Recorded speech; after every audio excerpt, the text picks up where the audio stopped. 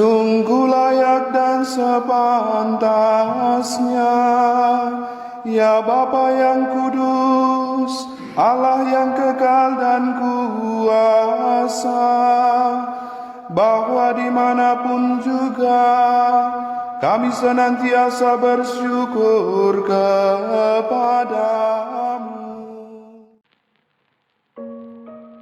Salve, apa benar jadi Katolik itu ribet? Mau nikah harus sakramen, mau minta ampun saja harus lewat sakramen. Namun kalau kamu tahu maknanya, kamu bakal sadar. Inilah cara Allah menyentuh hidup manusia secara nyata. Lewat 7 sakramen, Tuhan sendiri yang bekerja dalam hidup kita. Bukan simbol kosong, tapi tanda kasih yang hidup. Siap mengenal 7 saluran rahmat ilahi? Yuk, kita mulai. Sebelum dimulai, tetap dukung channel Katekese Santai ya. Pertama, sakramen pembaptisan.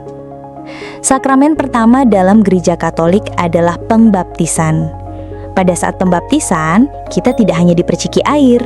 Saat dibaptis, kita dibersihkan dari dosa asal, diangkat sebagai anak Allah, dan resmi menjadi bagian dari tubuh Kristus. Baptisan bukan upacara biasa. Ia meninggalkan jejak rohani yang tak bisa dihapus dan hanya bisa diterima sekali seumur hidup. Sama seperti Yesus dibaptis, kita pun dipanggil untuk hidup baru. Kedua, sakramen penguatan atau krisma. Setelah dibaptis, kita dipanggil untuk menjadi saksi. Itulah sakramen krisma. Saat Roh Kudus turun dengan kepenuhannya, kita diteguhkan untuk menjadi tentara Kristus. Bukan hanya percaya, tapi berani menyatakan iman dengan tindakan nyata. Ketiga, sakramen Ekaristi. Ini inti iman Katolik adalah sakramen Ekaristi. Saat roti dan anggur menjadi tubuh dan darah Kristus, Yesus hadir secara nyata. Bukan sekedar simbol, tapi kurban sejati yang sama seperti di Kalvari. Setiap misa adalah perjamuan kasih, tempat kita menyatu dengan Tuhan dan dengan sesama. Keempat, sakramen tobat. Apakah kamu pernah berdosa?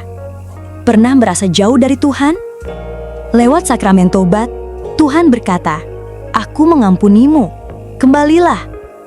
Imam hanyalah alat. Kuasa pengampunan datang dari Kristus sendiri. Disinilah luka disembuhkan dan jiwa dipulihkan. Kelima, sakramen pernikahan. Pernikahan Katolik bukan kontrak, tapi perjanjian sakral antara dua pribadi dan Allah sendiri. Di altar, Tuhan hadir sebagai saksi, sebagai penyatu, dan sebagai sumber kekuatan dalam suka dan duka. Cinta sejati perlu rahmat sejati, dan itulah yang diberikan dalam sakramen pernikahan. Keenam, sakramen tabhisan atau sakramen imamat. Tidak semua orang dipanggil untuk sakramen ini. Imamat adalah panggilan khusus.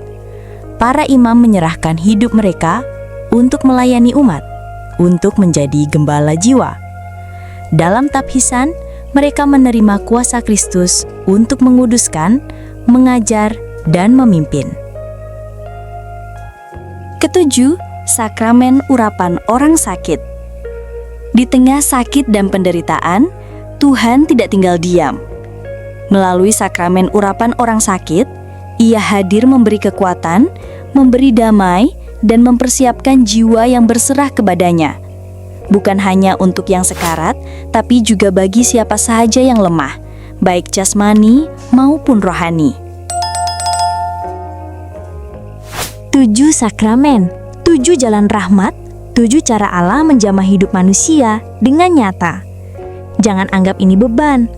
Anggap ini undangan untuk hidup yang lebih penuh, lebih suci, lebih bermakna. Sudahkah kamu menerima sakramen-sakramen ini? Kalau belum, sekarang saatnya membuka hati. Tuhan menunggu lewat gerejanya. Nah, itulah 7 sakramen dalam Gereja Katolik. Kalau video ini membuka wawasanmu, klik like dan share ya. Dan jangan lupa subscribe untuk konten rohani Katolik lainnya. Sampai jumpa di video berikutnya.